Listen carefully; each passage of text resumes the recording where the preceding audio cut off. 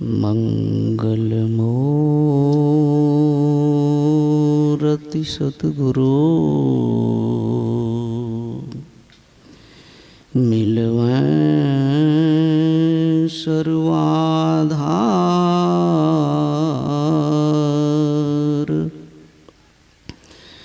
मंगलमय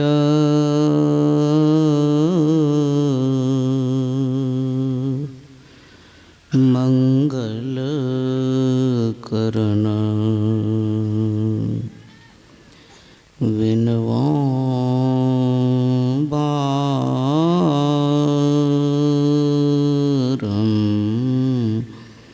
बार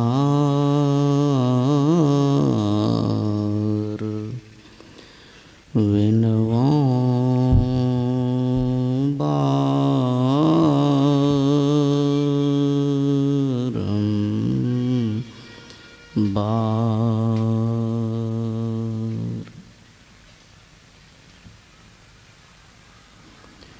परम पूज्य संत जन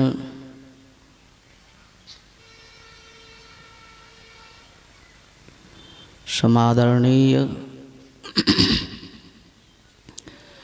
सत्संग स्नेही सज्जनों, समादरणीय माताओं एवं बहनों,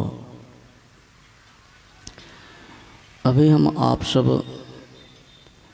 भगवान वेद का विचार सुन रहे थे ध्यान बिंदु उपनिषद से। यदि शैल समम पापम विस्तीर्णम बहुजोजनम विद्यते ध्यान जोगेन नान्यो भेदः कदाचन।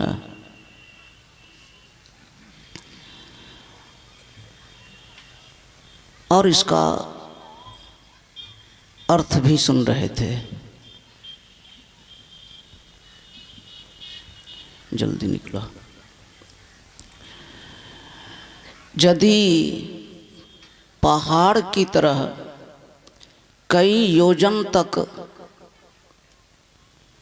फैला हुआ पाप भी हो तो वह ध्यान योग से नष्ट हो जाता, समाप्त हो जाता। ध्यान योग के अलावे पापों को नाश करने के लिए ना अन्यो, यह आपने सुना। भगवान वेद कहते हैं दूसरा कोई उपाय नहीं है। वो सुखी नहीं देखा गया, तनधर सुखिया कोई न देखा। शरीर में आने पर किसी को सुखी नहीं देखा गया, जो देखा सो दुखिया, दुखी। दुख क्यों होता? नहीं भी पढ़ा लिखा है उनसे आप पूछिए, पाप से दुख होता है, पुण्य से सुख होता है। दुख क्यों होता है? तो पाप से दुख होता है। और शरीर धारण कर लिए, दुख हो गया। कौन कौन? इधर मानव की बात छोड़ दीजिए। संत कबीर साहब जी कहते हैं, साच कहो तो कोई ना माने, झूठ कहा नहीं जाई हो। झूठ तो हमसे नहीं कही जाएगी। बात क्या बात है? सच्ची बात जो लोग मानने के लिए तैयार नहीं। और झूठ तो हमसे कहा नहीं जाएगा। साच कहा तो कोई न माने, झूठ कहा नहीं जाई हो। ब्रह्मा विष्णु महेश्वर दुखिया, जिन यह राह चलाई हो। अवधू दुखिया, भूपति दुखिया, रंक दुखी विपरीती हो। कहत कबीर सकल जग दुखिया, संत सुखी मन जीती हो।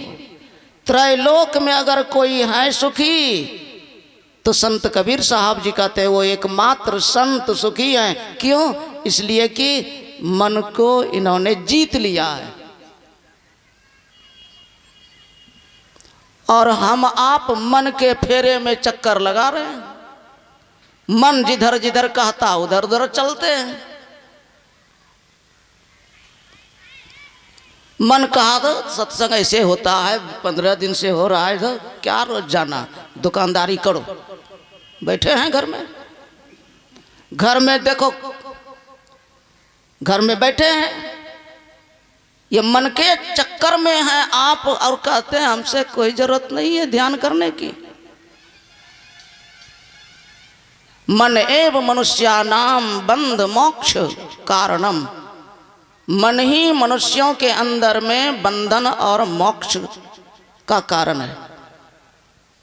मन अगर सत्संग के लिए तरस रहा है, मन अगर सत्संग में लग रहा है, मन अगर गुरु महाराज जी की सेवा में छटपट कर रहा है, मन अगर गुरुदेव की सेवा में एकदम लगा हुआ है, मन अगर सुमिरन करने में लगा हुआ है, मन अगर ध्यान करने में छटपट कर रहा है,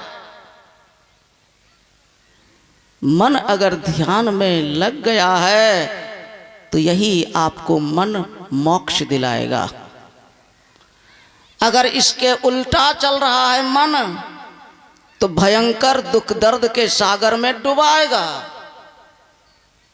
वो शत्रु है, शत्रु, वो बंधन में डालने वाला मन है।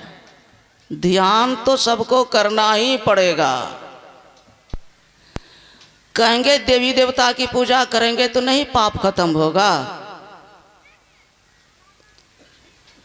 देवाधिदेव महादेव के सामने उन्हीं का पुजारी, जिसका नाम था भस्मासुर, हजारों बरस तक तपस्या करके, पूजा ध्यान करके, उनकी तपस्या करके और भगवान महादेव को प्रकट कर लिया। इस आंख से देख भी रहा है, और बगल में भगवती जगदम्बा पार्वती है। अब उसके प्रति पाप भी मन में हो रहा है। मतलब आप जो कहते हैं हम पूजा रोज कर लेते हैं, बस इसी से हमको कष्ट सब खत्म हो जाएगा। अब भगवान साक्षात खड़े हैं, भगवती साक्षात खड़ी है सामने, और भक्त तपस्वी देख भी रहा है, और मन में पाप भी हो रहा है। अगर ये हमारी पत्नी हो जाती तो कितना अच्छा। भगवान महादेव देखिए कितना बड़ा मन अपराध करता है सत्संग के बिना, कितना बड़ा खुराफात करता है, कितना बड़ा पाप करता है मन। भगवान को देख भी रहा है और पाप भी कर रहा है।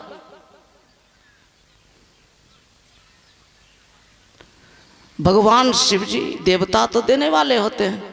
बेटा मैं तुम्हारी तपस्या से बहुत प्रसन्न हूँ, तू मांग लो जो चाहो बेटा मैं दूंगा, तू वरदान मांग ले। बड़ा अच्छा मौका मिला। अब दिमाग लगाता है, पाप करने के लिए दिमाग लगाता है। पापी को भी प्रभु ने दिमाग दिया। भगवान बुद्ध ने कहा मूर्ख की अपनी ही बुद्धि उसी के लिए खतरा है,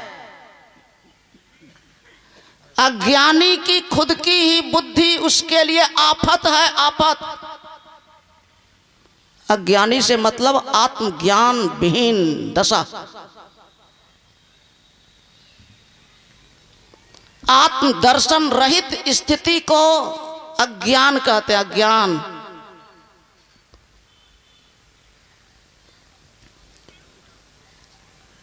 और भगवान को देख भी रहा है। अब मौका मिल गया वरदान मांगने के लिए। हाँ भगवान आप यही हमको दीजिए। दिमाग तो लगाता ही ना, जिसके माथे पर हम हाथ रख दें वो एकदम भस्म हो जाएगा। हाँ एवं अस्तु, यही होगा। अब देखिए आफत। अब भगवान शिव जी के ही माथे पर हाथ रखने के लिए दौड़ा। अब भगवान शिव जी अब उस आफत से जान बचाने के लिए वो भी भागे जा रहे हैं। मतलब मेरे कहने का ये हाल है जो हम आप सोचते हैं कि बस मंदिर में जाकर के और जाकर के पूजा पाठ कर लेंगे, थोड़ा भजन उजन गा लेंगे, अब बस काम तमाम हो जाएगा। नहीं नहीं, भगवान को प्रत्यक्ष दर्शन करने पर भी पाप कटता नहीं, पाप हो जाता है।